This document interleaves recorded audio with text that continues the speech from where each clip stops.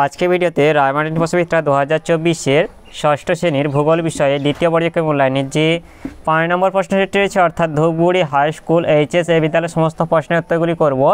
তার আগে তোমরা কেউ যদি আমার চ্যানেলে নতুন হয়ে থাকো তাহলে চ্যানেলটি অবশ্যই সাবস্ক্রাইব করে নেবে। এটা হচ্ছে সঠিক উত্তরটি নির্বাচন করে লেখো। একে আছে পৃথিবীতে প্রথম প্রাণের সৃষ্টি হয়েছিল, এটা জলে হবে। 2 হচ্ছে বায়ুর চাপ মাপার যন্ত্রের নাম হলো ব্যারোমিটার। 3 হচ্ছে পশ্চিমবঙ্গের জলবায়ু প্রকৃতি উষ্ণ আর্দ্র। 4 কালো মাটির অপর নাম রেগুর। 5 সমুদ্র উপকূলে লবণাক্ত জলাভূমিতে জন্মায় ম্যানগ্রোভ উদ্ভিদ। 6 সাধারণত শীতকালে শীতল অঞ্চল থেকে যে পাখিরা উড়ে আসে তা হলো পরিযায়ী। 2 দাগে হচ্ছে একটি বা দুটি বাক্যে উত্তর দাও। একে আছে আন্টার্কটিকা শব্দটির অর্থ কী? আন্টার্কটিকা শব্দটির অর্থ হলো উত্তরের বিপরীত। 2 দাগে গ্রীষ্মকালে কোন দিক থেকে মৌসুমী বায়ু প্রবাহিত হয়? গ্রীষ্মকালে দক্ষিণ পশ্চিম দিক থেকে মৌসুমী বায়ু প্রবাহিত হয়। 3 দাগে হিমালয় পার্বত্য অঞ্চলে কী ধরনের উদ্ভিদ দেখা যায়? হিমালয় পার্বত্য অঞ্চলে পার্বত্য নাতিশীতোষ্ণ উদ্ভিদ দেখা যায়। 4 দাগে থর মরুভূমি কোথায় অবস্থিত? থর মরুভূমি রাজস্থানের পশ্চিম দিকে অবস্থিত। এরপর 3 দাগে আছে কম বেশি 30টি শব্দের মধ্যে উত্তর দাও। বিকল্প প্রশ্নগুলি লক্ষণীয়। একে আছে বায়ুর আর্দ্রতা বলতে কি বোঝায়? এর উত্তরটি হলো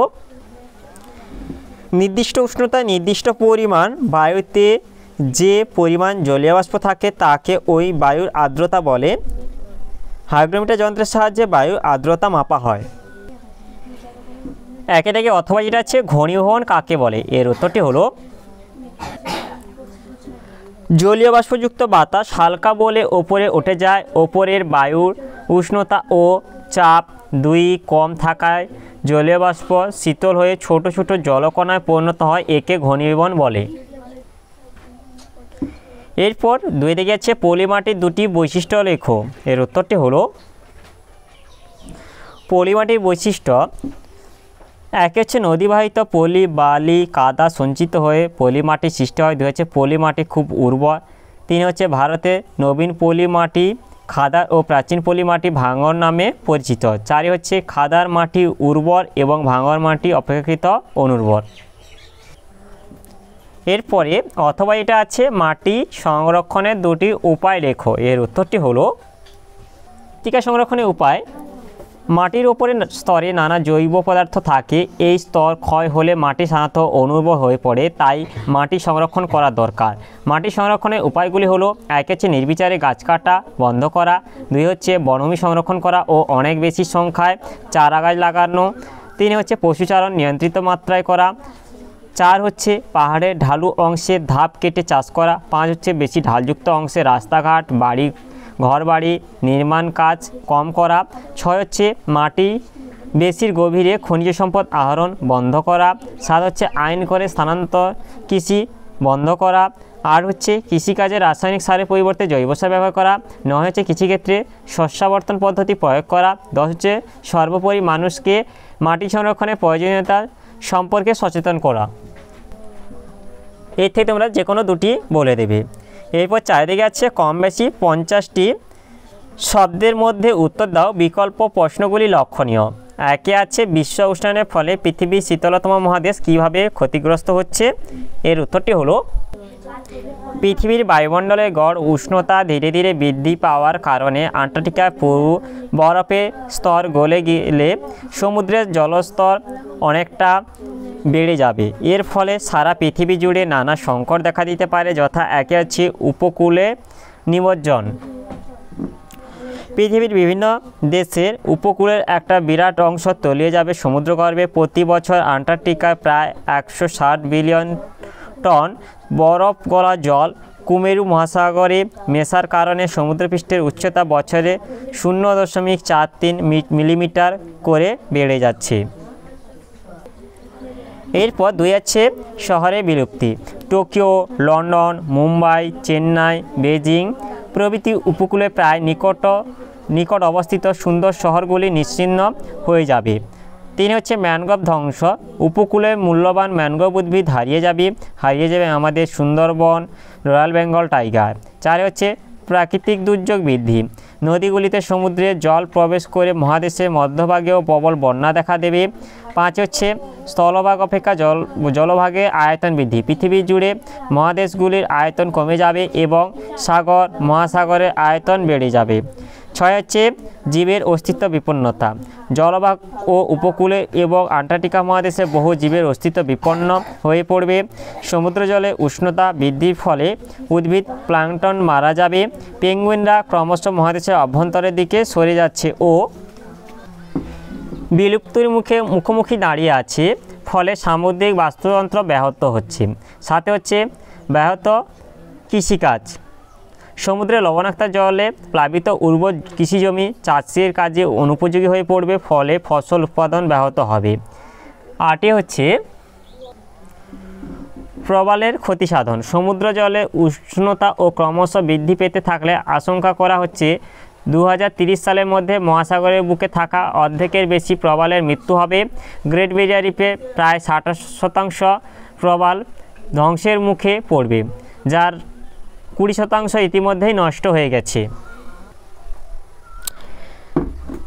4 দাগে 1 অথবা এটা আছে আন্টার্কটিকার জলবায়ু 3টি বৈশিষ্ট্য লেখো। এর উত্তরটি হলো চিরস্থায়ী বরফে ঢাকা এই মহাদেশ পৃথিবীর শীতলতম অঞ্চল। এখানকার জলবায়ু প্রধান বৈশিষ্ট্যগুলি হলো 1 হচ্ছে উষ্ণতা, সারা বছরই হিমশীতল আবহাওয়া বিরাজ করে, তবে ডিসেম্বর থেকে ফেব্রুয়ারি এই 2-3 মাস মহাদেশের তাপমাত্রা -20 ডিগ্রি সেলসিয়াসতে পৌঁছায়। এই সময় এখানে গ্রীষ্মকাল রূপে পরিচিত। বছরের বাকি সময় অর্থাৎ শীতকালে উষ্ণতা -40 ডিগ্রি সেলসিয়াস থেকে -75 ডিগ্রি সেলসিয়াস পর্যন্ত নেমে যায়। এখানকার রাশিয়ার গবেষণা কেন্দ্র ভস্টক -89.2 ডিগ্রি সেলসিয়াস পৃথিবীর শীতলতম স্থান। এরপর 2 আছে শুষ্ক বাতাস ও তুষারঝড়, এখানে সারা বছরই কনকনে ঠান্ডা বাতাস প্রবাহিত হয়। এই বাতাসে জলীয় বাষ্প অনুপস্থিত, তাই অত্যন্ত শুষ্ক। শীতকালে এখানে প্রবল তুষারঝড় বা ব্লিজার্ড প্রবাহিত হয়। 3 হচ্ছে ঋতু বৈচিত্র্যহীনতা, সেপ্টেম্বর থেকে ফেব্রুয়ারি এই 6 মাস এখানে আকাশে 24 ঘন্টা সূর্য থাকলেও সূর্যের আলো তীর্যক হয়ে পড়ে এবং অধিকাংশ বরফে প্রতিফলিত হয়ে ফিরে যায়, ফলে উষ্ণতা খুব বেশি বাড়তে পারে না। তাই সারা বছরই এই মহাদেশে একটাই ঋতু শীত বিরাজ করে। এরপর 2 আছে সমুদ্রধারে আবহাওয়া আরামদায়ক কেন? এর উত্তরটি হলো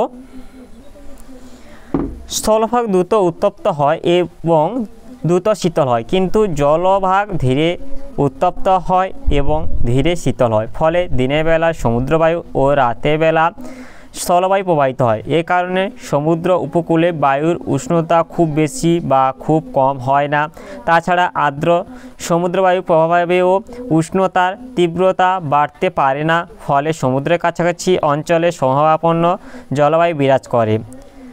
কিন্তু যেসব জায়গা সমুদ্র থেকে অনেক দূরে অবস্থিত সেই সব জায়গায় সমুদ্রের প্রভাব পড়ে না, তাই দিনে বা গরমে উষ্ণতা যেমন খুব বেশি হয় তেমনি রাতে বা শীতে উষ্ণতা খুব কম হয়, অর্থাৎ সমভাবাপন্ন জলবায়ু বিরাজ করে।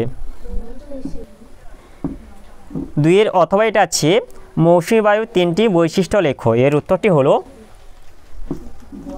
1 আছে মৌসুমী বায়ু ঋতু পরিবর্তনের সঙ্গে সঙ্গে তার দিক পরিবর্তন করে। আমাদের দেশে এই বায়ু গ্রীষ্মকালে আসে দক্ষিণ পশ্চিম দিক থেকে এবং শীতকালে ফিরে যায় উত্তর পূর্ব দিক দিয়ে।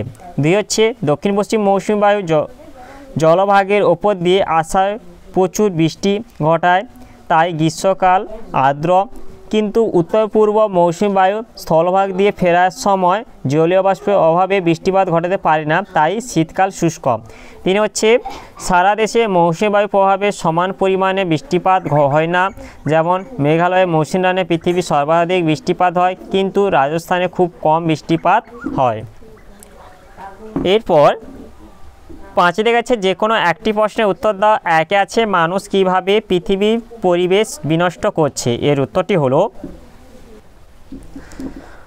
একে আছে পরিবেশ দূষণ, জনসংখ্যা বৃদ্ধি, অরণ্য ধ্বংস করে কৃষিকাজ, শিল্প স্থাপন, বসতি নির্মাণ, প্রচুর পরিমাণে খনিজ তেল, কয়লা, কাঠ পোড়ানো, এসবের ফলে জল, মাটি, বাতাস প্রভৃতি পরিবেশের মূল উপাদানগুলি দূষিত হয়ে যাচ্ছে। দেখছে বিশ্ব উষ্ণায়ন, শিল্প, কারখানা এবং যানবাহন থেকে নির্গত বিষাক্ত গ্যাসগুলি পৃথিবীর চারিদিকে এমন এক আবরণ তৈরি করে যাতে পৃথিবী থেকে বেরিয়ে যাওয়া তাপ আটকে পড়ে। দিনের পর দিন এই তাপ জমতে জমতে পৃথিবীর গড় তাপমাত্রা বেড়েই চলেছে, একে বিশ্ব উষ্ণায়ন বলে। 3 হচ্ছে ওজোন স্তর ক্ষয়। আমাদের প্রতিদিনের ব্যবহারের জিনিসপত্র যেমন ফ্রিজ, এসি, বেশ কিছু রাসায়নিক দ্রব্য থেকে নির্গত ক্লোরোফ্লোরোকার্বন নামের বিষাক্ত গ্যাস বায়ুমণ্ডলের ওজোন স্তরে পৌঁছে আমাদের এই রক্ষা কবচকে নষ্ট করে দিচ্ছে। এর ফলে চর্ম ক্যান্সার বৃদ্ধি পাবে, চোখে ছানি পড়বে, জীবকুলের বংশবিস্তার ব্যাহত হবে। 4 হচ্ছে জীববৈচিত্র্য ধ্বংস।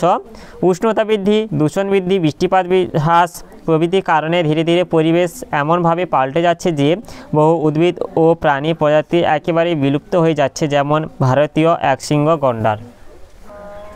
5 ভূমিক্ষয় ও বন্যার প্রকোপ বৃদ্ধি। নির্বিচারে অরণ্য ধ্বংসের ফলে মাটি আলগা হয়ে পড়ছে এবং তা সহজেই ক্ষয়ের শিকার হচ্ছে, মাটির উর্বরতা হ্রাস পাচ্ছে। এই ক্ষয়প্রাপ্ত মাটি নদী হ্রদের তলদেশে সঞ্চিত হয়ে তার গভীরতা কমিয়ে দিচ্ছে, ফলে বর্ষাকালে বৃষ্টি হলেই বন্যার সম্ভাবনা বৃদ্ধি পাচ্ছে। এরপর 2 আছে জলচক্রের একটি চিহ্নিত চিত্র এঁকে প্রক্রিয়াটি ব্যাখ্যা করো। এর উত্তরটি হলো, এই যে তোমাদের এখানে জলচিত্রের চিত্র আছে। সংজ্ঞা: যে চক্রাকার পথে কঠিন, তরল ও বাষ্পীয় এই 3 অবস্থার পরিবর্তনের মাধ্যমে পৃথিবীতে জলের ভারসাম্য বজায় থাকে তাকে জলচক্র বলে। বর্ণনা: সূর্যতাপে নদ নদী, জলাশয়, সাগর মহাসাগর থেকে জল বাষ্প হয়ে বাতাসে মিশে বায়ুতে জলীয় বাষ্পযুক্ত হলে বাতাস আর্দ্র ও হালকা হয়ে পড়ে।